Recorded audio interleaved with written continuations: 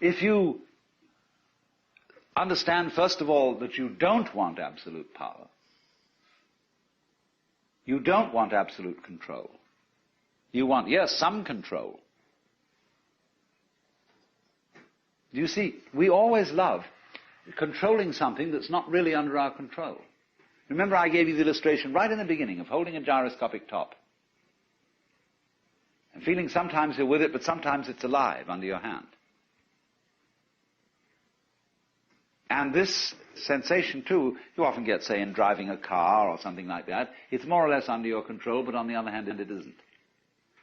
And that's the beautiful thing, because when something is partly under your control, but isn't, then you have the same sort of relationship with it that you have when you have someone you love, some other person. They are partly under your control because they've agreed to live with you and go along with you and so on, but also they're not. And the measure to which they're not is the measure to which they seem really alive to you. So then, we ask the question, if the motivation of power gaining disappears, you've seen through it and you know that's not what you want, what other motivation takes its place as the origin of actions? And it seems to me that the answer here is compassion.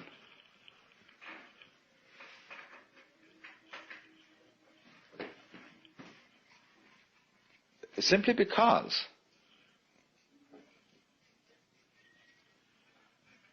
when you want to relate to another living being, what you really are asking of them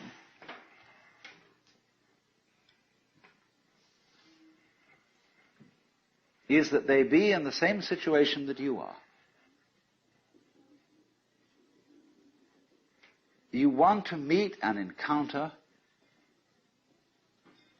someone else who has your problems, your fears, and your delights. You don't want a doll. You want another you, another self.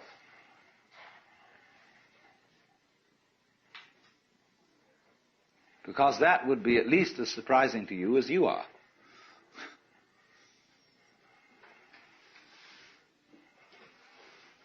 And so then at once, that when you see that that is the case, and that the most interesting thing in the world is the relationship with these others,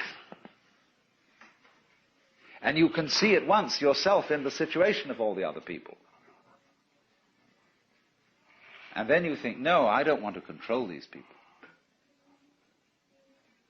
I would like them, yes, to be controlled in the sense that they were happy to do the things I would like them to do.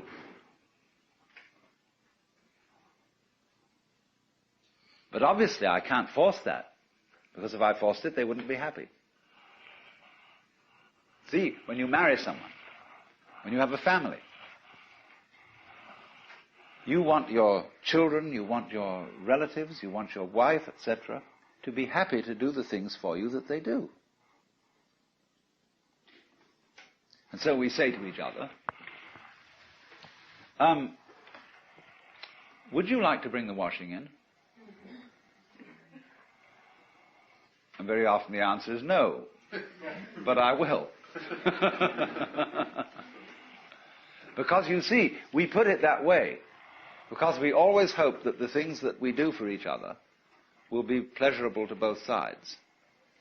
So a school teacher will get up in class and says, "What nice boy will clean the blackboard for me?"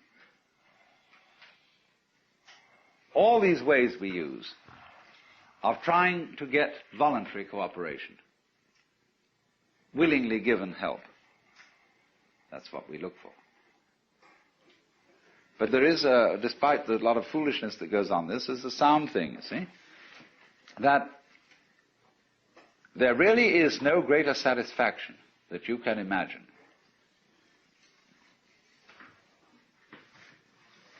than that kind of personal relationship wherein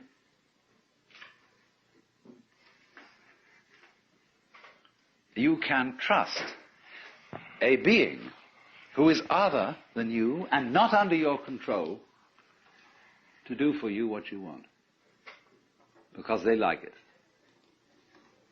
As you, on your side, would want to do something for them in that way, and so as to give pleasure to the other person. Let's take in sexuality, where you get a kind of a critical example of this. The biggest fun in sexual relationships is giving orgasm to women. And if that doesn't happen, many men feel disappointed. Because the thing that they really wanted to do was to give pleasure and get their own pleasure out of giving it.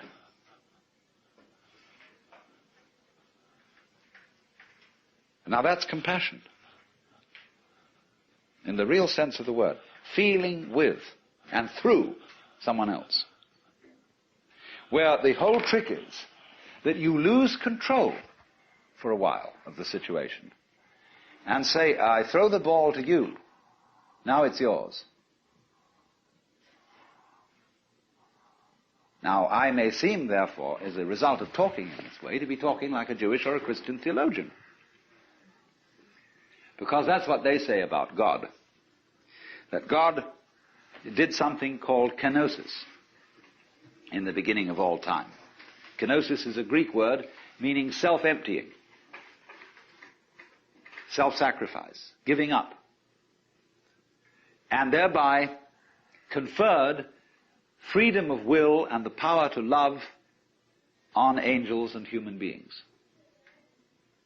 And therefore took a terrific risk by trusting the other, by trusting a principle called other that's not under your control. With God, of course, it is ultimately under his control, but he sits back and smokes a cigar sometimes and lets it go. See what the children will do. Like DeLorme in Green Pastures, a big cigar. So, but you see, it's really, in a way, the same idea as the Hindu idea.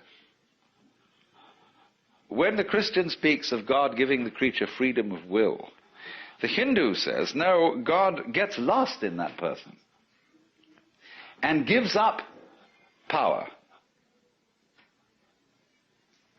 And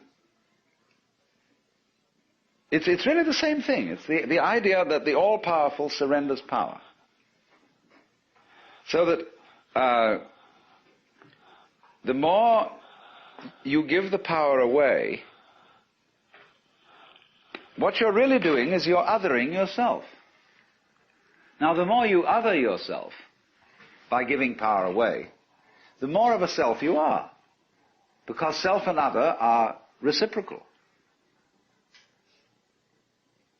So you find that people who, through a sadhana, a yoga discipline, have overcome their ego, have transcended the ego, are tremendously strong personalities. You would think, theoretically, they would all be non-entities, and to lack entirely what psychologists call ego strength. But actually, they're nothing of the kind. They are, every one of them, unique. They're all quite different from each other. And they are very, very, what I would call strong characters. Because the more they have given it up, the more they get it. So, in this way of thinking,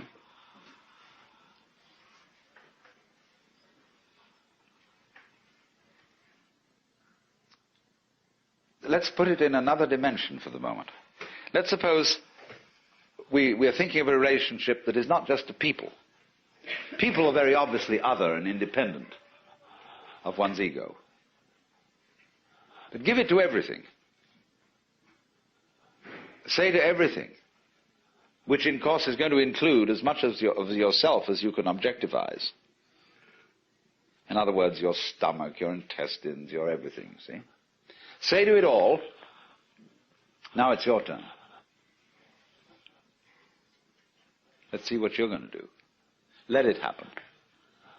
You know, you do this complete let-off of control.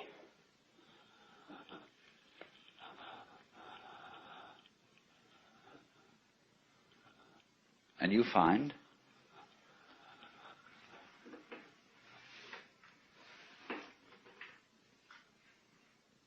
that I have to put it in a provisional way first. You get the sensation that that everything else is living you. It lives you.